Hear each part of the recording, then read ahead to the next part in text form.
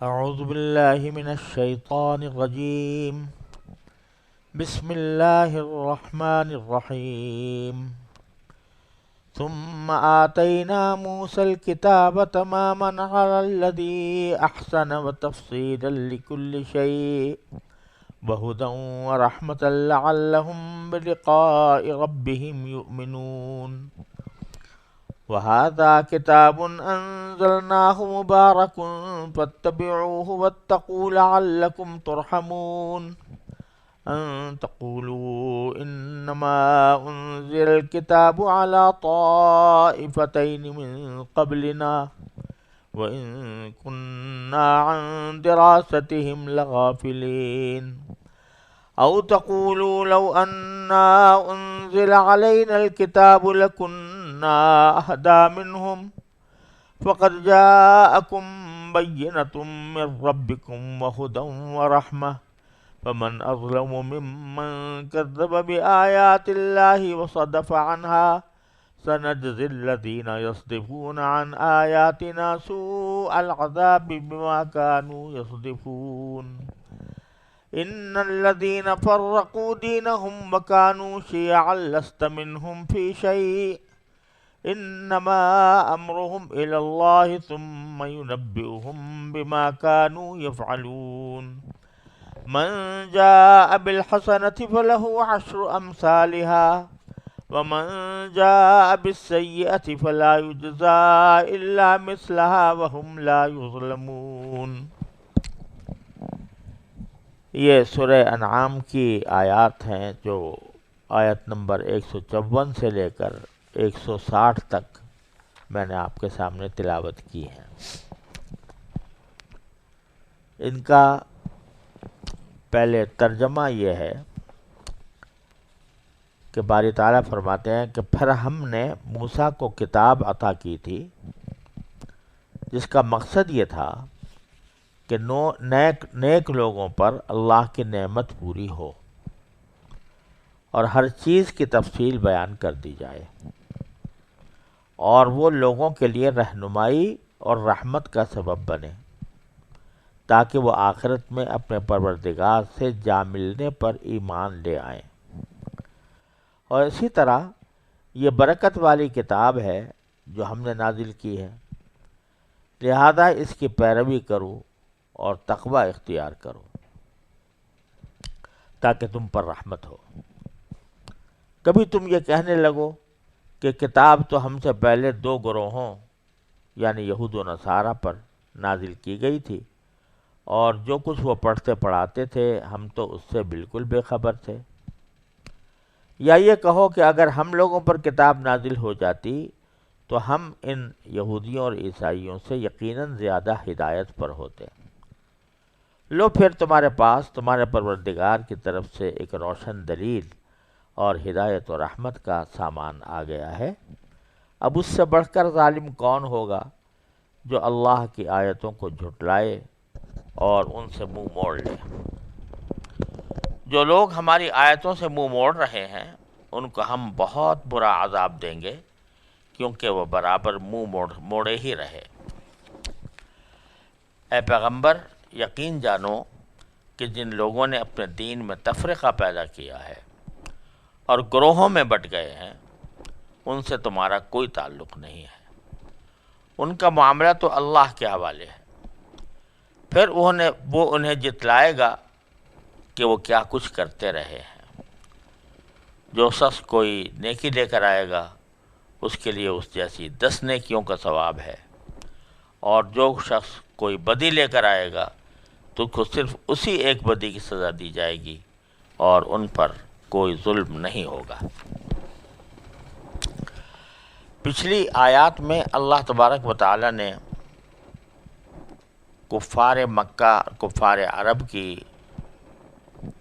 اس بدعقیدگی کو تفصیل کے ساتھ بیان فرمایا تھا کہ وہ جس چیز کو چاہتے ہیں اس کو اپنے لیے حرام کر لیتے ہیں، جس کو چاہتے ہیں حلال کر لیتے ہیں، حالانکہ حلال اور حرام کرنے کا فیصلہ سوائے اللہ تبارک و تعالیٰ کے کوئی اور نہیں کر سکتا. پھر حقیقت میں اللہ تبارک و تعالیٰ نے جتنی چیزیں یا جتنے احکام عطا فرمائے ہیں ان کی تھوڑی سی تفصیل پیچھے گزری ہے کہ حقیقی طور پر جو احکام آئے ہیں وہ یہ ہیں. اور چونکہ پیچھے ملت ابراہیم کا تذکرہ چل رہا ہے، ملت ابراہیم میں جو چیزیں حلال تھیں یا ملت ابراہیم کے جو بنیادی عقائد اور اصول تھے ان کا ذکر پیچھے کیا گیا ہے، تو اب آگے بتلانا یہ مقصود ہے کہ یہ جو ہدایات ہم نے آپ کو دی ہیں یہ صرف آپ کی خصوصیت نہیں ہے، بلکہ آپ سے پہلے انبیاء کرام علیہ والسلام پر بھی اسی قسم کی تعلیمات نازل ہوئی تھیں اور ان کو بھی انہی تعلیمات کا پابند بنایا گیا تھا. اسی سلسلے میں فرمایا کہ ثم آتینا موسیٰ الکتاب، پھر ہم نے موسیٰ کو کتاب عطا کی. یہ پھر کا جو لفظ ہے شروع میں کہ پھر ہم نے موسیٰ کو کتاب عطا کی، عام طور سے یہ کسی ترتیب کے لیے آتا ہے کہ پہلے ہم نے یہ کام کیا پھر ہم نے یہ کام کیا. اور بعض اوقات کسی استدلال یا کسی مضمون کو بیان کرنے کے لیے اگر کوئی اضافی دلیل پیش کی جاتی ہے یا اضافی مضمون بیان کیا جاتا ہے تو پھر اس وقت بھی یہ ثم کا لفظ استعمال ہو جاتا ہے اور پھر کا لفظ بھی استعمال ہوتا ہے. گویا پھر کا معنی اس کے علاوہ اس معنی میں بھی آتا ہے. سوال یہ ہے کہ یہاں پر کس معنی میں ہے کہ ثم آتینا موسیٰ الکتاب، پھر ہم نے موسیٰ کو کتاب عطا کی.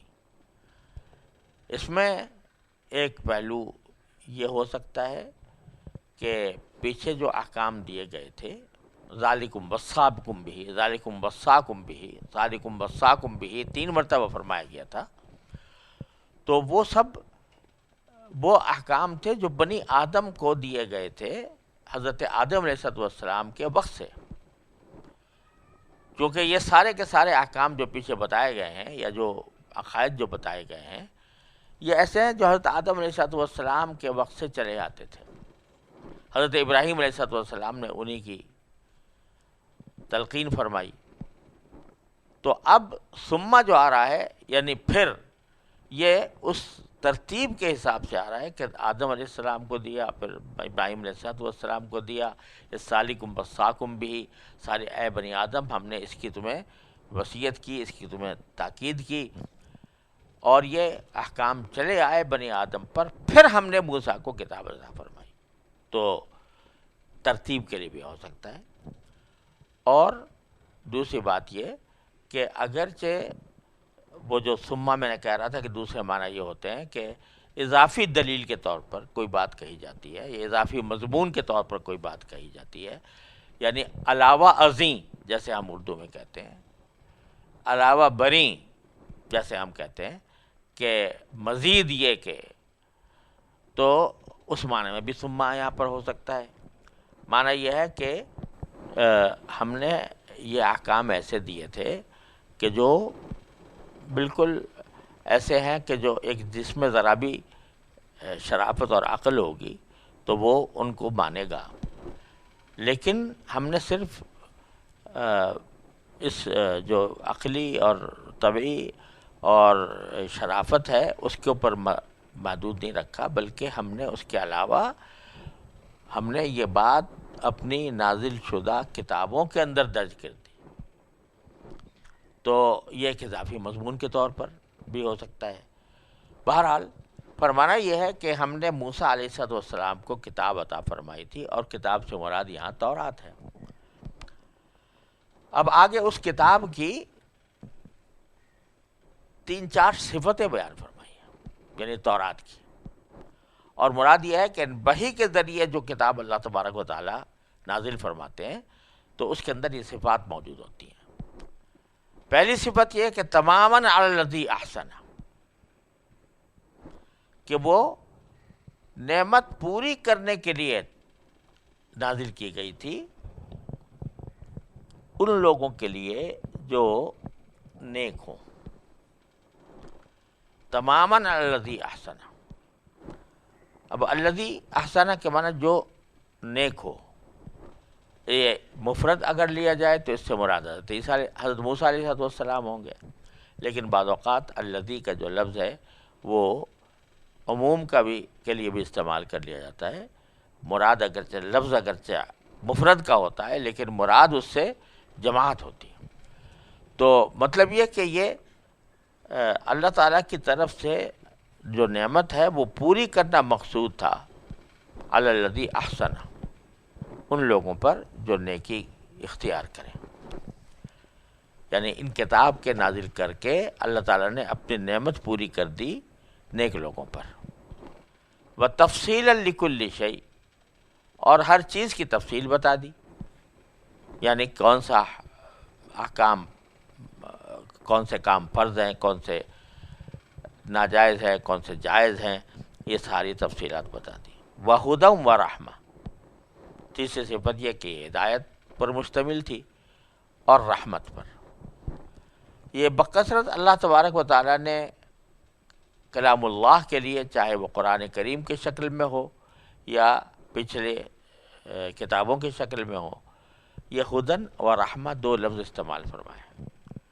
ہدایت کے معنی تو یہ ہے کہ اللہ تبارک و تعالیٰ راستہ بتا دیتے ہیں کہ تم اس راستے پر چلو، یہ جائز ہے، یہ ناجائز ہے، یہ حلال ہے، یہ حرام ہے. یہ ہدایت ہے. اب اگر کوئی شخص اس ہدایت پر عمل کر لیتا ہے تو پھر اس کا انجام رحمت ہوتا ہے. تو خدا سے بات شروع ہوتی ہے اور رحمت پر جا کر منتہی ہوتی ہے. یعنی جو ہدایات اللہ تبارک و تعالی نے عطا فرمائیں، وہ جب آدمی اس کے اوپر عمل کر لے گا تو اس کا انجام کیا ہوگا کہ باری تعالیٰ کی رحمت اسے ڈھانپ لے گی، اور پھر آخرت میں بھی، دنیا میں بھی اور آخرت میں بھی اللہ تبارک و تعالیٰ کی نصرت، حمایت اور اس کی نگرانی اس کے اوپر حاصل رہے گی. پھر فرمایا لعلہم بلقاء ربہم یؤمنون، تاکہ وہ آخرت میں اپنے پروردگار سے جا ملنے پر ایمان لے آئیں. یہ کتاب ہم نے نازل کی تھی تورات. اس کی ایک تو یہ وجہ بیان فرمائی، یعنی صفت بیان فرمائی کہ وہ ہر چیز کے احکام تفصیل سے بیان کرے اور ہدایت اور رحمت کا ذریعہ ہو. اور پھر اس کی ایک وجہ یہ بیان فرمائی کہ تاکہ وہ لوگ اپنے پروردگار سے جا ملنے پر ایمان لے آئیں. اب یہاں اس وجہ کی اس وجہ کا جو ذکر کیا گیا ہے وہ بڑا معنی خیز معلوم ہوتا ہے.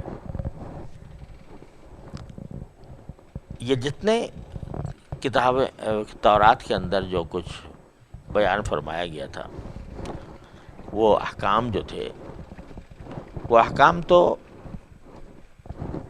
عملی شریعت کے احکام تھے، اور اس پر عمل بندہ اسی وقت کرتا ہے جب جو اصول ہیں ان پر ایمان لا چکا ہو.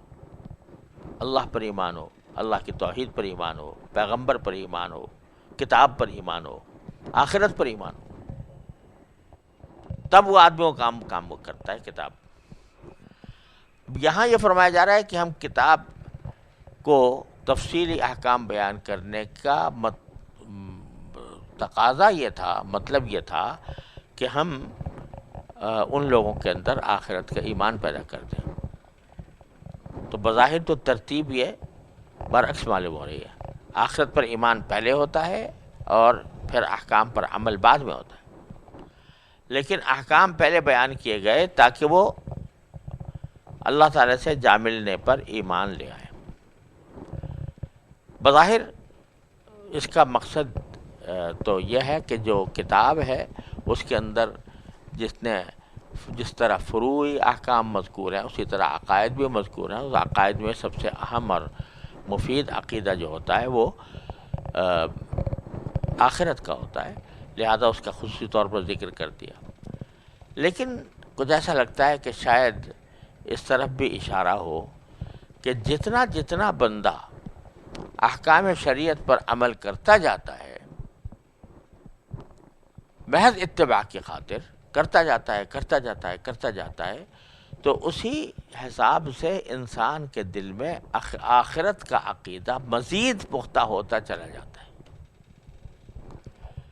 شروع میں کام شروع کیا عقیدے کے طور پر کہ بھئی ایک وقت میں مرنا ہے، اللہ کے سامنے حساب دینا ہے، جواب دینا ہے، دماغ میں یہ بات عقیدے کے طور پر آ گئی، نماز پڑھنی شروع کر دی، روزہ رکھنا شروع کر دیا، احکام شریعت پر عمل کرنا شروع کر دیا۔ لیکن جوں جوں کرتا جائے گا تو اس کے دل میں آخرت کا تصور اور آخرت کا عقیدہ یہ بڑھتا جائے گا، اس میں پختگی پیدا ہوتی جائے گی۔ اس لیے فرمایا لعلہم بلقاء ربہم یؤمنون۔ پھر فرمایا بہذا کتاب انزلناہ مبارک۔ جس طرح موسیٰ علیہ السلام کو کتاب عطا فرمائی تھی، تو اب یہ دیکھو تمہارے پاس آ گئی ہے، یہ کتاب ہے جس کو ہم نے نازل کیا ہے،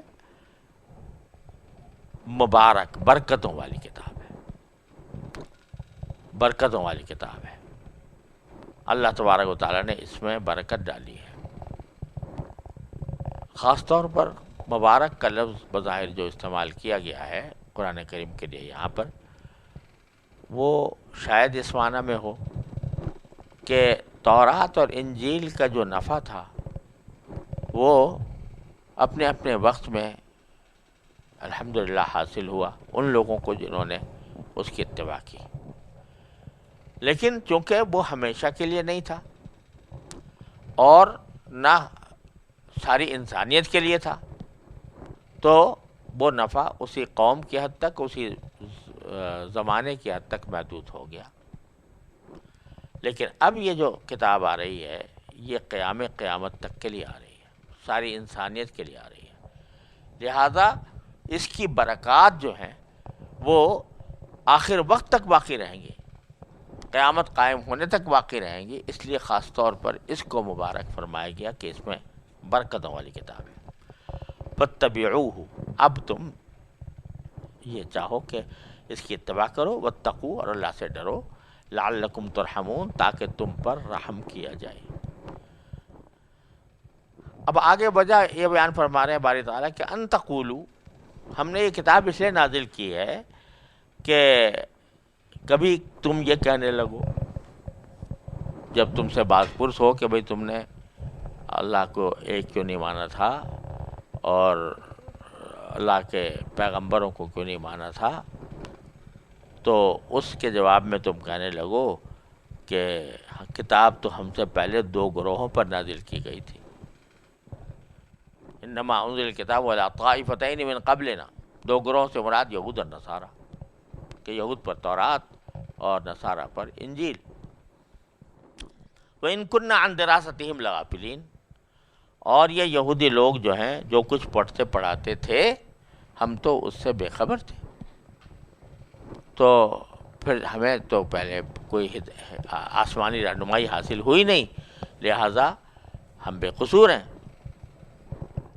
یہ دعویٰ تم کر سکتے تھے قیامت میں، تو ہم، یا تم یہ کہہ سکتے تھے او تقولو، یہ کہنے لگو کہ لو انا انزل علی الکتاب لکنا اہدی منہم، کہ اگر ہم پر کتاب نازل ہوتی جیسے پچھلے لوگوں پر ہوئی تھی تو ہم تو ان سے زیادہ ہدایت یافتہ ہوتے، ہم تو زیادہ اس پر عمل کرنے والے ہوتے۔ تو تمہارا یہ عذر ختم کرنے کے لیے ہم کہتے ہیں فقد جاءکم بینۃ من ربکم، اب تمہارے پاس یہ ایک روشن دلیل آ گئی ہے، بینۃ من ربکم بہدی ورحمہ، اور ہدایت اور رحمت کا سامان آ گیا ہے، مراد ہے قرآن کریم۔ تو پہلے بینہ فرمایا، پھر ہدا فرمایا، پھر رحمہ فرمایا۔ بینہ کا مطلب یہ کہ ایک روشن دلیل آ گئی۔ روشن دلیل ایک انسان کے سامنے آ جائے، یہ بذات خود ایک نعمت ہے۔ پھر کوئی شخص اس روشن دلیل کی بنا پر صحیح راستہ بتا دے، یہ دوسری نعمت ہے، اور پھر اس پر عمل کی توفیق ہو جائے اور اس کی وجہ سے باری تعالیٰ کی رحمت متوجہ ہو جائے، یہ تیسری نعمت ہے۔ تو یہ تینوں باتیں قرآن کریم کے ذریعے ہم نے تم تک پہنچا دی۔ اب کو تمہارا کوئی عذر باقی نہیں رہا۔ فمن اظلم ممن کذب بآیات اللہ وصدف عنہا، اب ساری حجتیں تمام کر دی تمہارے اوپر، اس حجتیں تمام کرنے کے بعد اب اس سے بڑھ کر ظالم کون ہوگا جو اللہ کی آیتوں کو جھٹلائے اور ان سے منہ موڑ لے۔ تو جب وہ ظالم ہے تو آخر میں اس ظلم کا انجام بھی دیکھنا ہوگا۔ وہ کیا کہ سنجزی الذین یصدفون عن آیاتنا سوء العذاب بما کانوا یصدفون، جو لوگ ہماری آیتوں سے منہ موڑ رہے ہیں ان کو ہم بہت برا عذاب دیں گے، کیونکہ وہ برابر منہ موڑتے ہی رہے ہیں۔ یعنی کچھ دن منہ موڑا ہو، پھر بعد میں رجوع کر لیا ہو، بعد میں توبہ کر لی ہو تو بھی بات بنتی، لیکن تو مسلسل منہ موڑے ہی چلے جا رہے ہیں، لہذا اب ان سے کوئی توقع نہیں ہے۔ هل ينظرون الا ان تأتيهم الملائکۃ او یأتی ربک او یأتی بعض آیات ربک یوم یأتی بعض آیات ربک لا ينفع نفسا ایمانها لم تکن آمنت من قبل۔ اب یہ کس چیز کا انتظار کر رہے ہیں؟ دلیل آ چکی، قرآن آ چکا جو بذات خود ایک معجزہ اور برہان ہے، اور پیغمبر آ چکے اور ان کو بار بار حقائق سے باخبر کر چکے، تو اب کس چیز کا انتظار ہے؟ حل ینظرون، کس چیز کا انتظار کر رہے ہیں؟ الا ان تأتیہم الملائکہ، مگر کیا وہ صرف اس بات کا انتظار کر رہے ہیں کہ فرشتے براہ راست آئیں ان کے پاس؟ او یأتی ربک، یا تمہارا پروردگار آ جائے ان کے پاس براہ راست؟ او یأتی بعض آیات ربک، یا آپ کے پروردگار کی کچھ نشانیاں ان کے سامنے آ جائیں۔ یعنی ان کو ایمان لانے سے کہ کیا چیز روک رہی ہے؟ اس انتظار میں کس چیز کے انتظار میں بیٹھے ہیں؟ یعنی آخر میں ان کو ایمان تو لانا پڑے گا، جب آنکھوں سے دیکھ لیں گے تو ایمان تو لانا پڑے گا ہی، لیکن اس وقت کا ایمان معتبر نہیں ہوگا، کیونکہ ایمان وہی قابل قدر ہے اور اس کی قیمت ہے جو ایمان بالغیب ہو۔ آنکھوں سے نظر آنے کے بعد اگر کوئی شخص کسی چیز کو تسلیم کر لے تو ایمان بالغیب نہیں ہے، اس کی قدر و قیمت بھی نہیں ہے اور اس کا کچھ فائدہ بھی نہیں ہے۔ تو کیا اس بات کا انتظار کر رہے ہیں کہ جب مشاہدے میں آ جائیں گی سب چیزیں، کہ ملائکہ آ جائیں گے یا پروردگار آ جائے گا؟ پروردگار کس طرح آئے گا؟ کما یلیق بشانہ، یا اس کی کچھ نشانیاں آ جائیں گی؟ نشانیوں سے یہاں مفسرین نے، تقریباً تمام مفسرین نے یہاں نشانیوں سے مراد لی ہے قیامت کی نشانیاں، جن میں بعض حدیث میں آیا کہ سب سے زیادہ اہم اور آخری علامہ جو ہے ہوگی وہ سورج کا مغرب سے طلوع ہونا۔ تو جب سورج مغرب سے طلوع ہو جائے گا تو جو کچھ باتیں کہی گئی تھیں ان کی تصدیق مشاہدہ کر دے گا۔ جب مشاہدہ کر دے گا تو اس وقت توبہ کا دروازہ بند ہو جائے گا۔ لہذا کیا اس بات کا انتظار کر رہے ہیں کہ وہ وقت آ جائے، اور اس کے بعد وہ وقت آ جائے جب توبہ کا دروازہ بند ہو جائے گا؟ اور مفسرین نے اس میں یہ بھی فرمایا ہے کہ جس طرح پوری انسانیت کے لیے جو آخری منزل ہے وہ طلوع الشمس من مغربہا ہے، کہ مغرب سے سورج کا طلوع ہو جانا، لیکن ہر انسان کے لیے اس کی اپنی جو انتہا ہے وہ اس کی موت ہے۔ کہا گیا ہے، لوگوں نے کہا ہے کہ من مات قامت قیامت، جو مر گیا اس کی قیامت تو ابھی قائم ہو گئی۔ تو اب آیات رب سے یہاں پر وہ مراد یہ بھی ہو سکتی ہے کہ جب آدمی کے اوپر سکرات موت طاری ہو جائیں اور عالم بالا کے مناظر اس کی آنکھوں کے سامنے آنے لگیں، فرشتے نظر آ جائیں روح قبض کرنے والے، یا ملائے اعلیٰ کے کچھ مناظر آنکھوں کے سامنے آ جائیں، تو کیا اس بات کا انتظار کر رہے ہیں؟ حالانکہ جس دن کے وہ تمہارے پروردگار کی نشانیوں میں سے کچھ آ گیا تو لا ينفع نفسا ایمانها، تو کسی بھی انسان کو اس وقت ایمان لانا کچھ کارآمد نہیں ہوگا۔ کس کو کارآمد نہیں ہوگا؟ لم تکن آمنت من قبل، جو پہلے ایمان نہیں لایا تھا اب ایمان لانا اس کے لیے کارآمد نہیں ہوگا۔ او کسبت فی ایمانہا خیرا، یا ایمان تو لے آیا تھا پہلے لیکن کوئی عمل صالح نہیں کیا، گناہوں میں زندگی گزاری، نافرمانی میں گزاری۔ اب اس کے لیے باوجود اس کی نافرمانیوں کے توبہ کا دروازہ کھلا ہوا تھا، جب چاہتا معصیت سے توبہ کر کے واپس آ جاتا، لیکن نہیں کیا، یہاں تک کہ وہ نشانیاں سامنے آ گئیں، یعنی موت سامنے آ گئی۔ تو اب اگر وہ توبہ کرے گا بھی اپنی معصیتوں سے تو وہ توبہ قبول نہیں ہوگی، اس وقت قبول نہیں ہوگی جب سکرات موت طاری ہو گئے۔ اس سے پہلے دروازہ کھلا تھا، اب دروازہ بند ہو گیا۔ تو اب کیا مطلب ہوا اس کا؟ مطلب اس کا یہ ہوا کہ اگر توبہ کر لیتا تو جہنم سے بالکل نجات مل جاتی، لیکن اگر توبہ نہیں کی یا توبہ اس بالکل ایسے آخر وقت میں کی جب توبہ کا دروازہ بند ہو چکا تھا، تو اب نتیجہ یہ کہ جو اعمال سیئہ، جو اس نے بدکاریاں، ناجائز کام، گناہ، فسق و فجور جو کچھ کیا تھا، اس کا عذاب اس کو بھگتنا پڑے گا۔ یہ اور بات ہے کہ ایمان کی وجہ سے اللہ تبارک و تعالیٰ اس کو بعد میں واپس جنت میں بھیج دیں اپنی سزا بھگتنے کے بعد، لیکن وہ سزا بھگتنی پڑے گی۔ تو اب کیا تم یہ انتظار کر رہے ہو ان باتوں کا؟ قل انتظروا، اچھا بھائی انتظار کر رہے ہو تو کر لو، تم بھی کرو، انا منتظرون، ہم بھی منتظر ہیں کہ تمہارے ساتھ کیا انجام ہونے والا ہے۔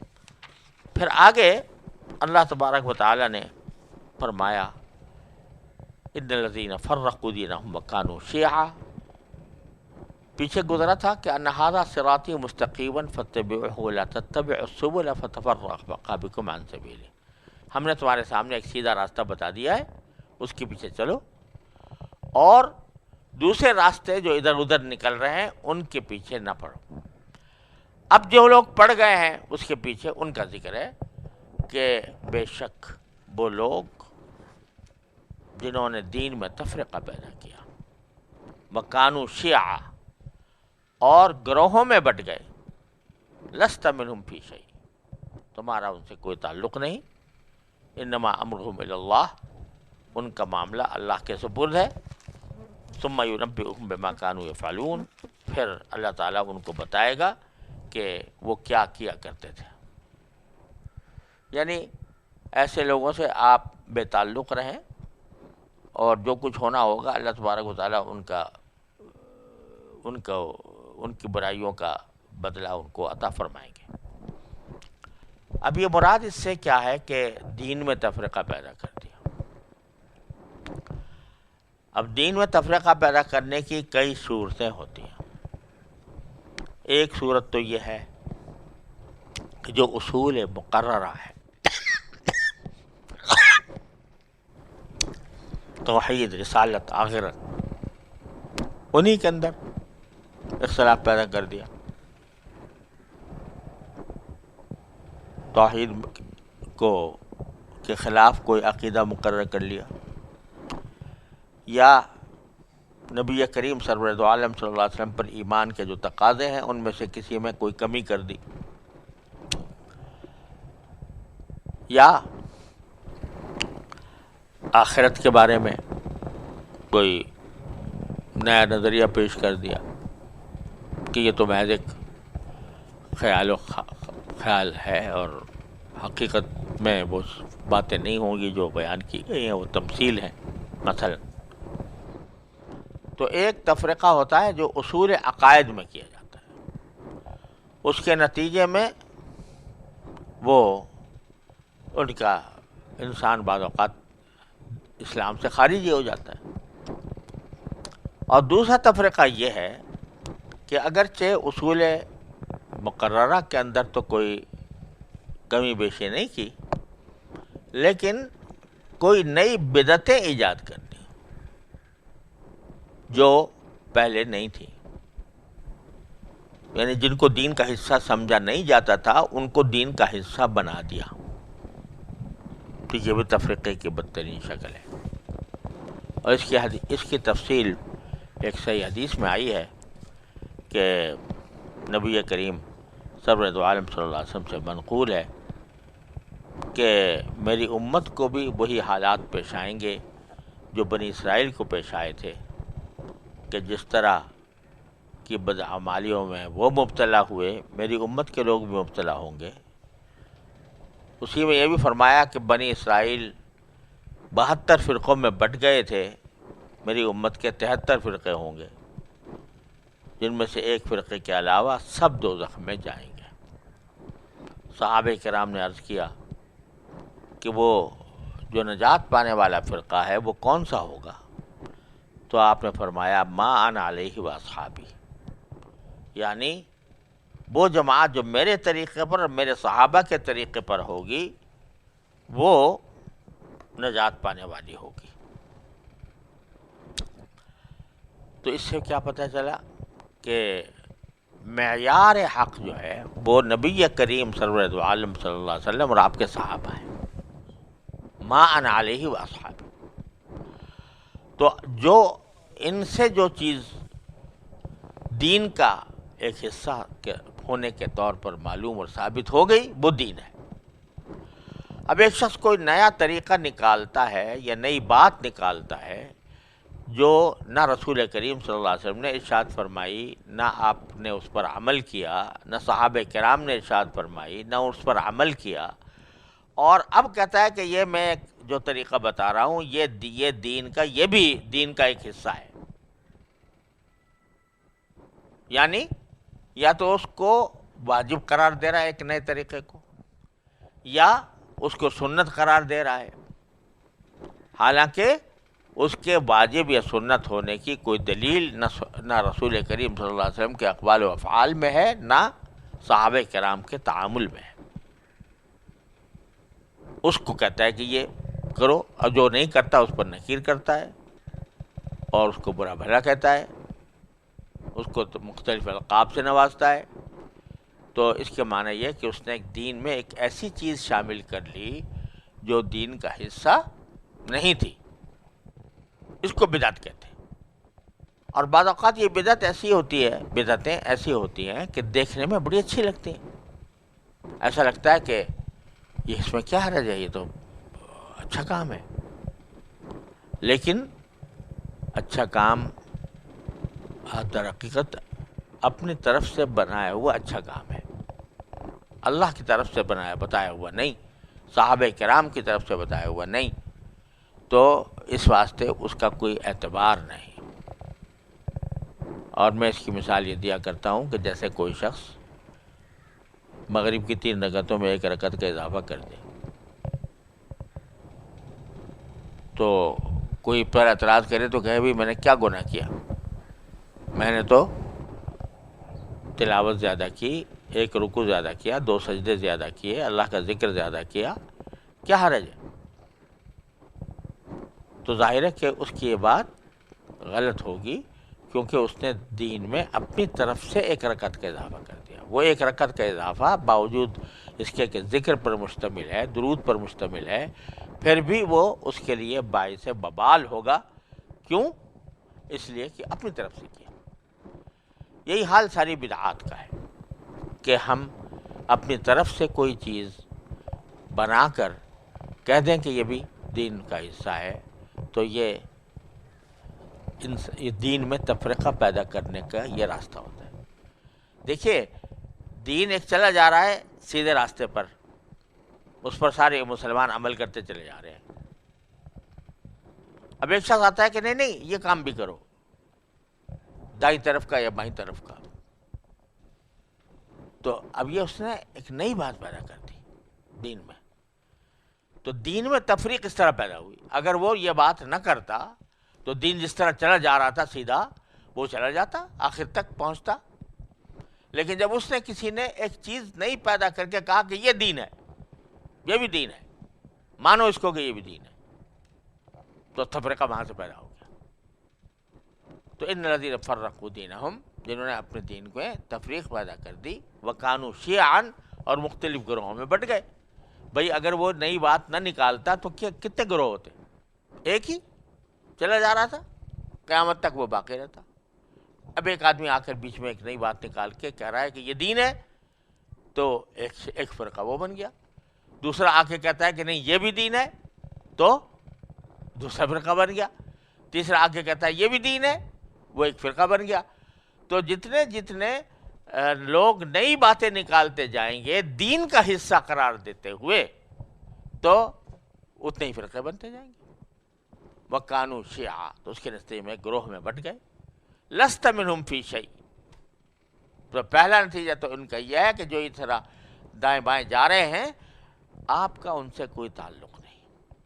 لَسْتَ مِنْهُمْ فِي شَيْءٍ، نہ آپ کی ذمہ داری ہے آپ پر ان کی کوئی ذمہ داری ہے، اور نہ آپ ان کے ذمہ دار ہے، اور نہ آپ کا ان کی تعلیمات سے ان کے افکار سے کوئی تعلق ہے. اللہ، ایک نتیجہ تو یہ. دوسرا نتیجہ یہ کہ وَأَمْرُهُمْ إِلَى اللَّهِ، ان کا معاملہ اللہ کے سپرد ہے. اس سے یہ بھی معلوم ہوا کہ آدمی کو بدعت پر علمی طور پر سے جو نکیر ہے وہ تو کرنی چاہیے، اس کا فرض ہے کہ بدعت پر نکیر کی جائے کہ یہ بدعت ہے، یہ دین کا حصہ نہیں ہے. لیکن لٹ لے کر پیچھے پڑنا یہ کام نہیں ہے داعی کا اور مبلغ کا.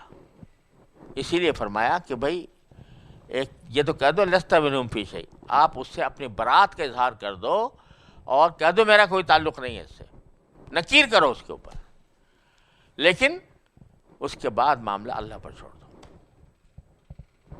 لست علیہم بمسیطر، تم داروغہ بن کے پیدا نہیں ہوئے ہو، لہذا لٹ لے کر پیچھے پڑو اور ان سے لڑائی جھگڑا کرو، ان کو مارو پیٹو، یہ تمہارا اختیار نہیں ہے. تو دونوں باتیں ہو گئی، برات کا اظہار بھی ہو گیا اور ساتھ میں لڑائی جھگڑے کی کا جو فتنہ ہے اس سے بھی رکاوٹ ہو گئی. وَأَمْرُهُمْ إِلَى اللَّهِ ثُمَّ يُنَبِّئُهُم بِمَا كَانُوا يَفْعَلُونَ، وہ بتا دے گا ان کو کیا کیا کر رہے تھے وہ لوگ. پھر آپ نے اللہ تعالیٰ نے یہ فیاضانہ اپنا معمول اور اپنی سنت بھی بتا دی کہ جو شخص من جاء بالحسنۃ فلہ عشر امثالھا، جو آدمی کوئی نیکی کرے گا تو اس کے 10 گنا اس کو ثواب ملے گا. اس کی تشریح ایک حدیث میں آئی ہے کہ جب کوئی بندہ کسی نیکی کا ارادہ کرتا ہے، ارادہ کہ فلاں نیکی کروں گا، تو ایک نیکی تو اسی وقت اس کے نامہ اعمال میں لکھ لی جاتی ہے فوراً، ابھی کی بھی نہیں. اور اگر کر لی تو وہ ایک نیکی 10 گنا بڑھا کر اس کے نامہ اعمال میں لکھ دی جاتی ہے. وَمَنْ جَاءَ بِالسَّيِّئَةِ فَلَا يُجْزَىٰ إِلَّا مِثْلَهَا، اور اگر کوئی برائی کرے گا تو اس کا بدلہ اس کو ایک ہی برائی کا ملے گا.